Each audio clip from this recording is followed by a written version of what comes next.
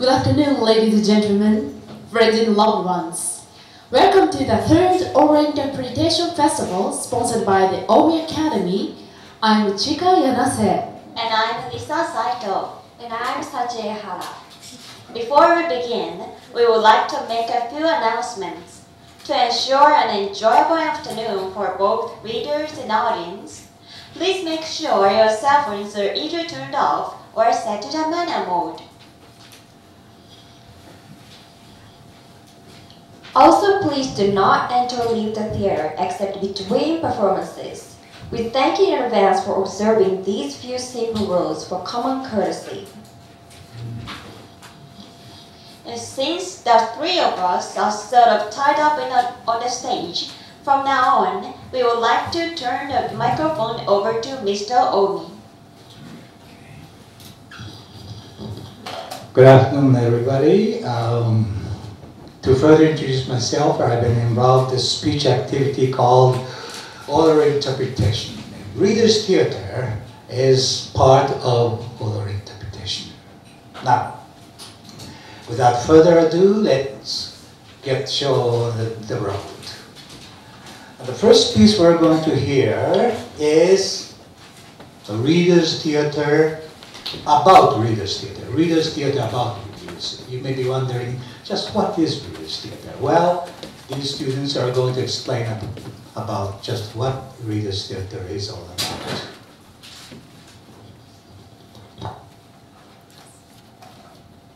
Reader's Theater. Reader's Theater. Reader's Theater. What is it? It is theater. Theater with a script.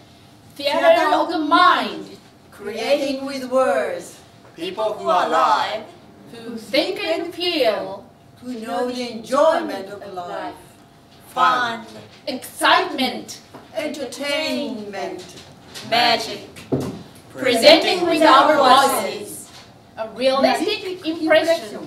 A mental picture. To occur in your minds. Reader's Theater. Reader's Theater. Reader's Theater. A vocal message. A mental vision. People live in events of sadness, Happiness. And love. authors, Telling the human story. Saturating man's frailties. Relating his bias. creating worlds of fantasy, And telling the humors of being human. Birth. Life. death, Reader's Theater. An intimate sharing of literature.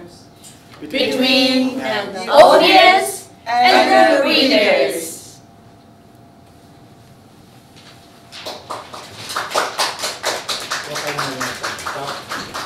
Reader's Theater というグループ読みですね。日本でいう群読のような風なことかもしれませんけれども、多少日本の群読と違うんです。普通の文章はこういうふうに読みがえっていきます。I'm sorry, I have to apologize to you. There is one change in the program. Mr. Shibahara is unable to come today due to circumstances beyond control. The snow, that big snow yesterday, as you can imagine, he's unable to come today. He keeps coming in and out from to the Omi Academy to further study English. And so we're very much disappointed to see that, to find that he is unable to come today, but it can't be helped. All right, let's go on to the next piece. Now, Christmas is, of course, behind us now. But our festival will hardly be over without hearing this masterpiece. I said masterpiece written by Aaron Shepard, the masterpiece of Reader's Theater. It's called Christmas Truce, Christmas Kyusen. You probably may have heard about this story once before. British and German soldiers stopped their fighting together, enemies though they were. So we're going to hear next the Christmas Truce read by three soldiers. The Christmas Truce. The Christmas truce of 1914 is one of the most remarkable incidents of World War I. On Christmas Day, the German troops stopped shooting and began to sing Christmas carols, to which the British troops responded by singing English carols. This piece is composed of letters they wrote to their families, friends, and lovers about this eventful day.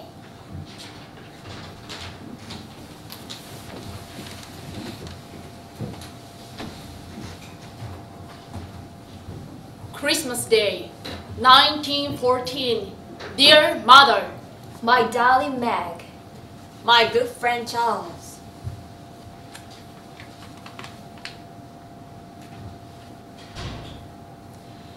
it is 2 o'clock in the morning, and most of our men are asleep in the dugouts.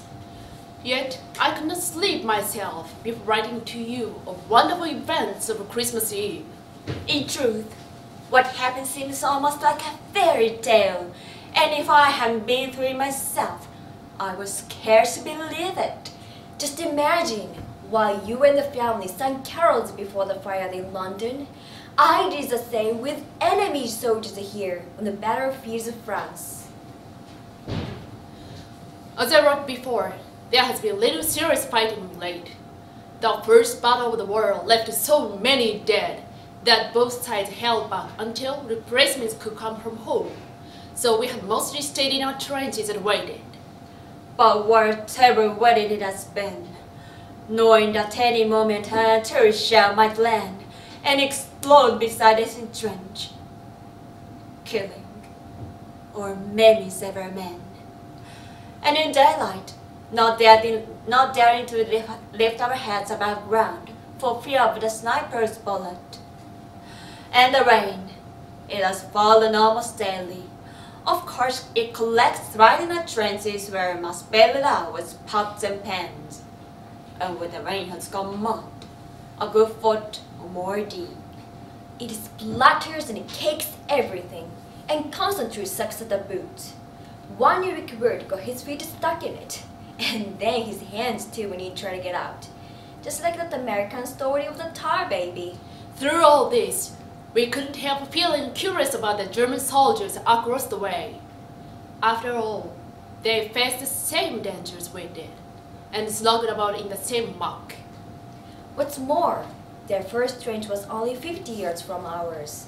Between us lay no man's land, bordered on both sides by barbed wire.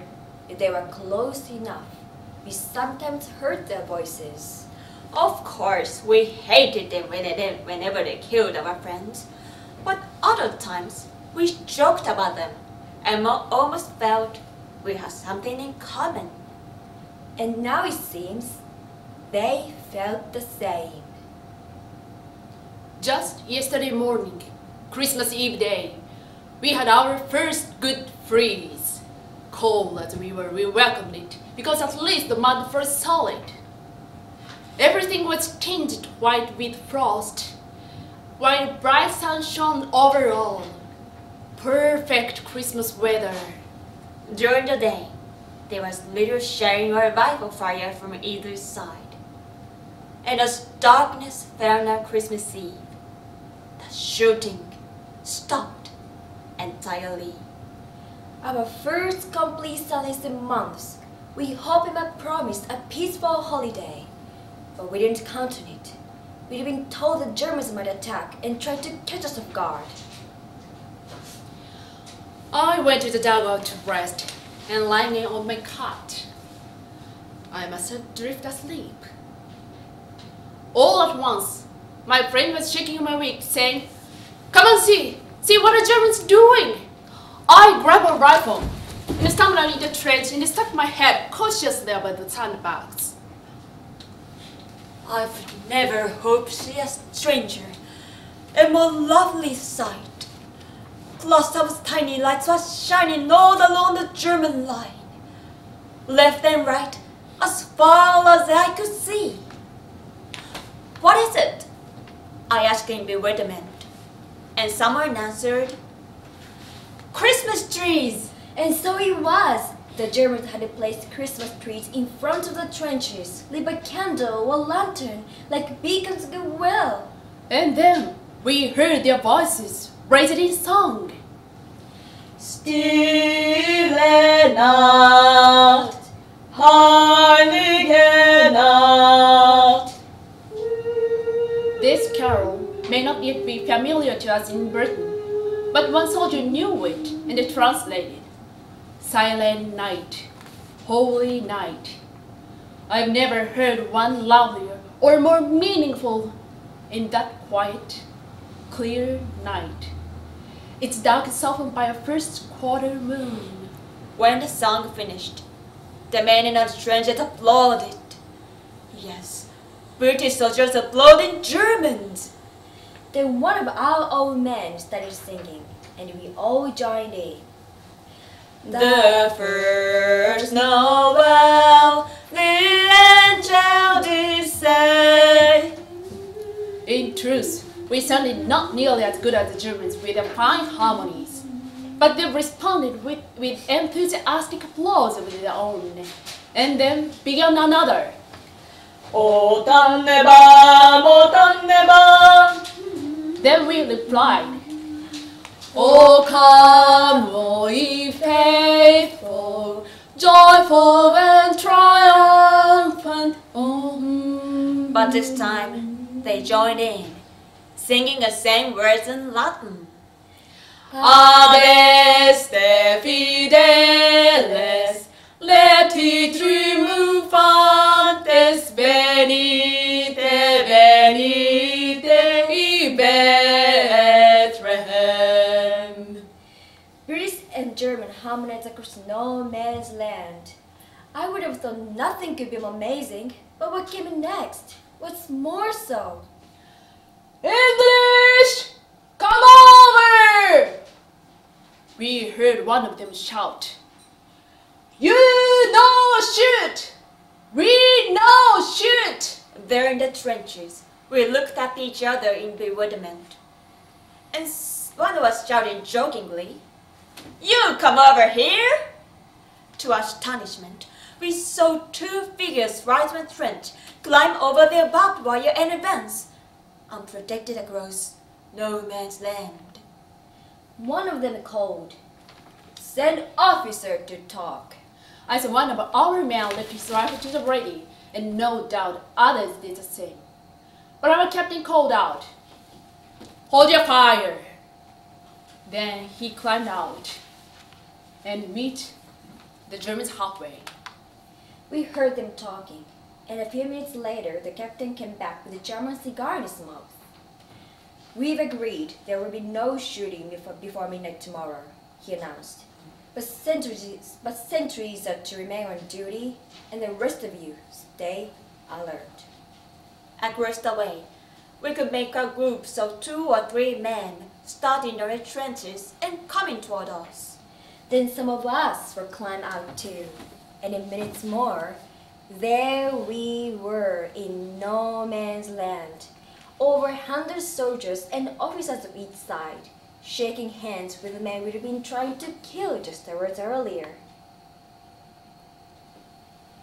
Before long, a bonfire was built, and around it were mingled British khaki and German grey. I must say, the Germans were the better dressed with their fine, fresh uniforms for the holiday. Only a couple of our men knew German, but more of the German knew English. I asked one of them why that was. Because many have worked in England, he said. Before all this, I was a waiter at the Hotel Cecil. And perhaps I waited on your tables, perhaps you did, I said laughing. And one German told me he had girlfriends in London, and that the war had interrupted their plans for marriage. I told him, Don't worry, we have a bit by Easter, then you can get back and marry the girl. He laughed at that. Then he asked if I'd send her a postcard he'd give me later, and I promised I would. Another German had been a porter at the Victoria station. He showed me a picture of his family back in Munich. His elder sister was so lovely. I said, I should like to meet her someday. He beamed and said he would like that very much, and gave me his family's address. Even those who could not converse could still exchange gifts. Our cigarettes for their cigars, our tea for their coffee, our corned beef for their sausage. Badges and buttons from uniforms changed honors. And one of our lads walked off the infamous spiked helmet. I myself traded a jackknife for a leather equipment belt. A fine souvenir to show when I get home. Newspapers too changed hands, and the Germans howled with laughter at ours. They assured us that the France was finished, and Russia near beaten too. We told him that was nonsense, and one of them said, well, you believe your newspapers, we'll believe ours. Clearly, they are lied to. Yet, after meeting these men, I wonder how truthful our own newspapers have been. These are not the savage barbarians we've read so much about. They are men with homes and families, hopes and fears, principles, and yes, love of country. In other words, men like ourselves. Why are we led to believe otherwise? As it grew late, a few more songs were traded around the fire, and then, all joining for I'm not lying to you. All lang syne. Should all acquaintance be forgot and never brought to mind? Should all acquaintance be forgot and days of all lang syne? Then we parted with promises to meet again tomorrow, and even some talk of a football match. I was just starting back to the trenches when an older German clutched my arm. My God, he said, why cannot we have peace and all go home? I told him gently, that you must ask your emperor. He looked at me then searchingly. Perhaps, my friend, but also we must ask our hearts. And so, dear mother, Dear wife, Dear friend, tell me, has there ever been such a Christmas Eve in all history? and what does it all mean, this impossible befriending of enemies? for the fighting here, of course, it means regrettably little. Decent fellows those soldiers may be, but they follow orders and we do the same. Besides, we are here to stop their army and set it home, and never could we shirk that duty. Still, one cannot help imagining what would happen if the spiritual hero were called by the nations of the world. Of course, disputes must always arise. But what if our leaders were to offer well wishes, impressive warnings, Songs in place of slurs? Presents impressible reprisals. would not all war end at once? All nations say they want peace. Yet, on this Christmas morning, I wonder if we want it quite enough. Yours truly, Sincerely, With all my love,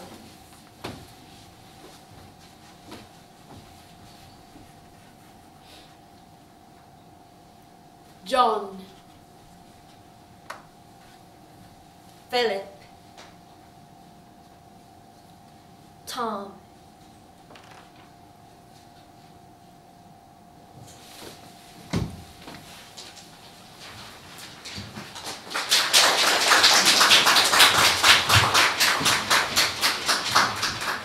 劇ではないんです。戯曲じゃない。手紙の文ですね、これは。どんな文章でも、普段我々英文解釈に使っている文章でも、みんな背後に人がいる、語りである、みんなこの生きてるんだというふうに英語教育の発想転換していかなければいけないというメッセージも込められているわけですよね。受験英語だってこんな風に、東大入試の問題だって Your mind, like your bodies, perhaps, is a thing of which the powers are developed by effort. That is the principal use of hard work and studies. Knowledge is power, but still more the faculty of acquiring and using knowledge is power. なんでスピーチだと思うでしょ。いや、東大入試の問題ですよ。ちゃんと語り手が聞き手があるというスタンスがある。そういうふうに生きた言葉はすぐそこにあるのに、英会話っていうのはよそで外国人ができて「Hi, how are you? Fine, thank you」と挨拶ばっかりやって、挨拶ばっかりですからねそういうことをやることだというふうに2つの英語になってしまっていることが間違いだということをちょっと読み取っていただければいいと思います。クリスマスの時にはいつでも我々は南山竹大学でずっと教えてた時にこれをやってきましたけれども、もう一つクリスマスじゃ必ず入れなきゃならないことどうしてもこれが入っちゃう。バージニアの手紙 Is there a Santa Claus? というこの問いかけでもね、こうやってね、子供のもんじゃないんですよ。教育というのは事実を明らかにすることだけではない、真実を明らかにすることじゃないのかというふうな問いかけがこの手紙のこのピースの中には込められているということです。バージニアの手紙、本当はもっと長いんですが、本当は最後キャンドルサービスをお見せしたいんですけれども、ここでキャンドルなんかやって火がついてしまったらちょっと弁償が大変ですから、そんなこともできませんで、割愛しますけれども、Virginia's letter. So here is Virginia's letter.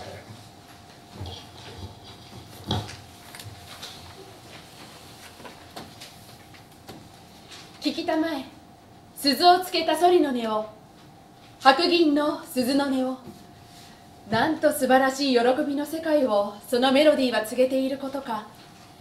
リンリンリンと鈴が鳴る。冷たい夜をつんざいて、夜空いっぱいに散らばった星、また星の輝けり。水晶のきらめきのようにゆったりとした時の流れをルーンの調べに閉じ込めて絶えなる響きをまき散らす。リンリンリンリンと鈴が鳴る、鈴が鳴る。 Hear the sledges with the bells, silver bells. What a word of merriment the melody foretells. How they tinkle, Tinkle, Tinkle in the icy air of night. while the stars that oversprinkle all the heavens seem to twinkle with a crystalline delight. keeping time, Time In a sort of runic rhyme, to the tintinnabulation that so musically wells from the bells, bells, bells, bells, bells, bells, bells, from the jingling and the tinkling of the bells. It is only fitting at Christmas time that we discuss the Dear Virginia letter in which she wrote the New York Sun editor whether or not there are wreaths as Santa Claus.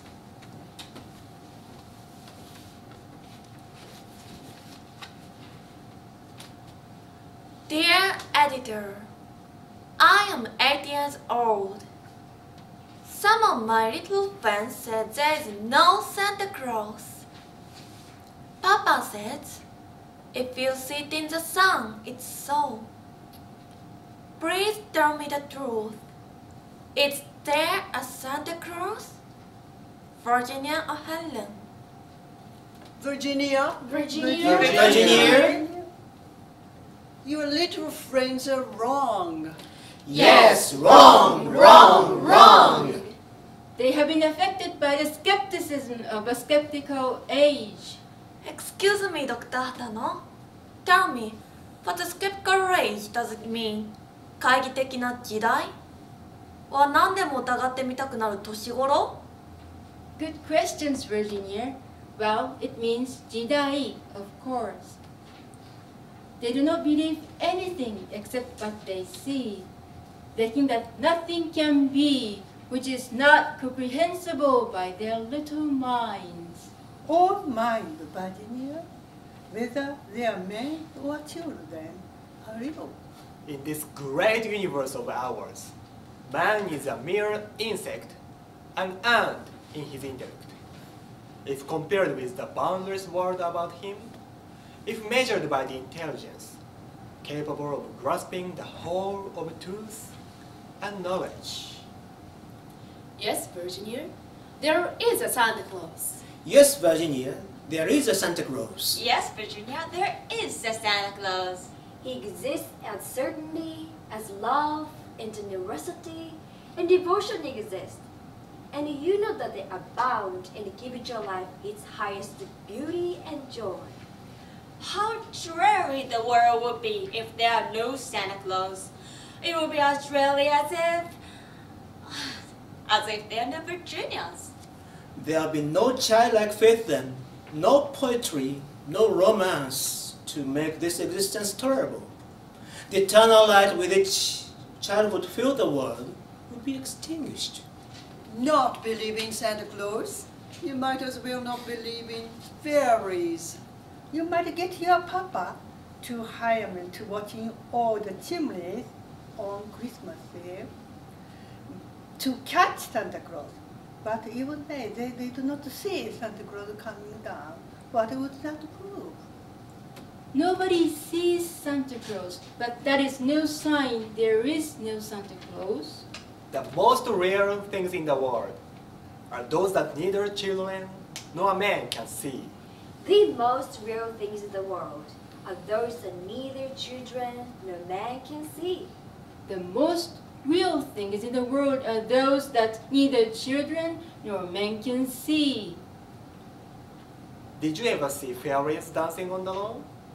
Of course not. But that's no proof that they are not there. Nobody can imagine all the wonders that are unseen and unseeable in the world. You tear apart the baby's rattle and see what makes a noise inside. But there is a veil covering the unseen world, which not the strongest man, nor even the united strength of all the strongest men that ever lived, could tear apart. Only faith, Fancy, Poetry, Love romance, can push aside the curtain and view and picture the supernal beauty and the glory beyond. Is it all real? Ah, Virginia, in all this world, there's nothing else real and abiding. no Santa Claus. thank God, He lives. and he lives forever. 1,000 years from now, Nay, 10 times, 10,000 years from now, He will continue to make glad the heart of childhood. Suppose Virginia would have written that letter today. Here are some of the possible replies. From cabin attendant. Attention please, ladies and gentlemen. Welcome to flight number 293 non-stop from New York to Narita. My name is Ichika Yanase, and sitting over there is Captain Omi. Hello everybody.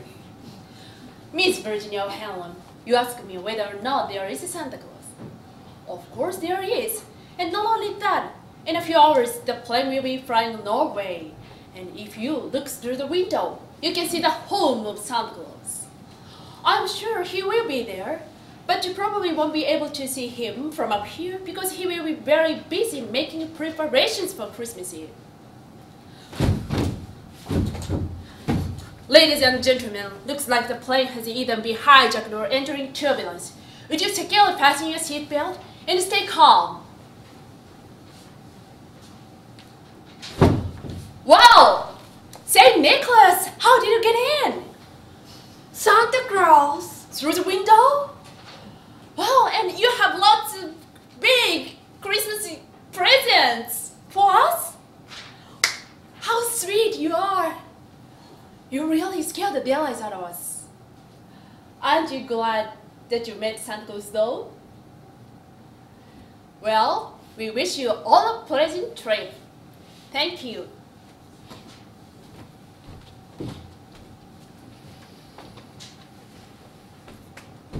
On behalf of all the historic figures, here are Martin Luther King Jr., Let's listen what he has to say.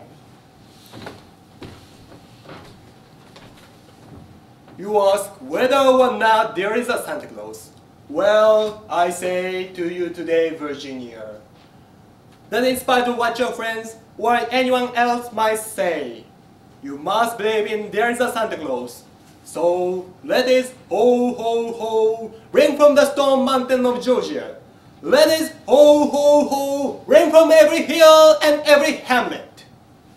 I have a dream that one day you and I will be able to hold hands together and sing Santa Claus is coming to town. Because, thank God Almighty, Santa Claus is alive and well. Sincerely, Martin.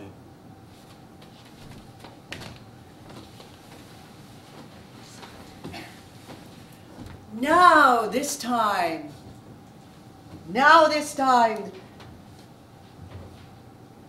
if Virginia would have written that letter to the heroes and the heroines in the fictional world, here are some of the possible replies.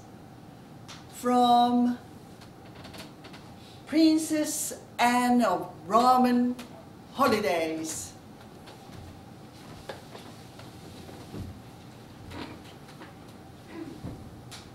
Is there a Santa Claus, Princess Anne? Virginia, I trust you will find it necessary to doubt even for a second whether or not there is a Santa Claus. We are not completely aware of the invisible and what it means to us human beings. I will not be strung out here alone, living in a castle. Princess Anne, may I ask you just one more question? Yes. Of all the cities that you have visited in the past, which one did you enjoy the most? Why, Virginia, you sound like a news reporter. Each in its own way, each in its own was unforgettable. It would be difficult to... Rome! By all means, Rome! Virginia, I'm a woman before I'm a princess. I so believe in love. What's in a name? What's in a nationality? What's in an age? What's in a social rank?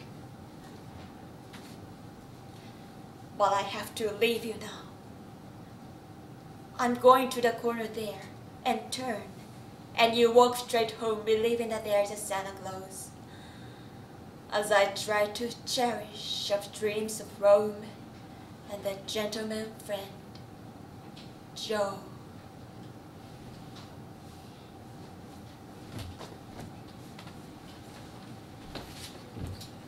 Next, from Juliet.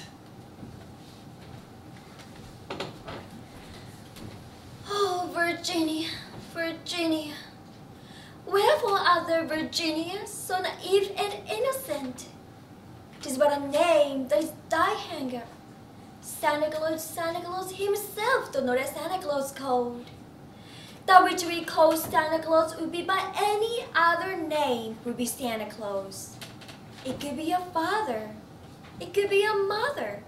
It could be anybody. It's the heart that counts. Love, Juliet.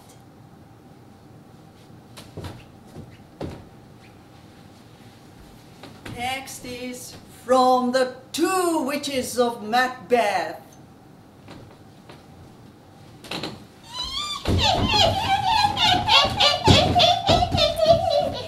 Oh, there, Virginia! Oh, there, Virginia! Thou shalt believe in Santa Claus forever! Do not trade and traffic with the skeptical age! So sail overboard motor's fate, a dismal and fatal end. They cannot believe what cannot be understood through their foolish reasons. Such folly! Such double toil and travel, fire burning cauldron bubble. Double toil and travel, fire burning cauldron bubble.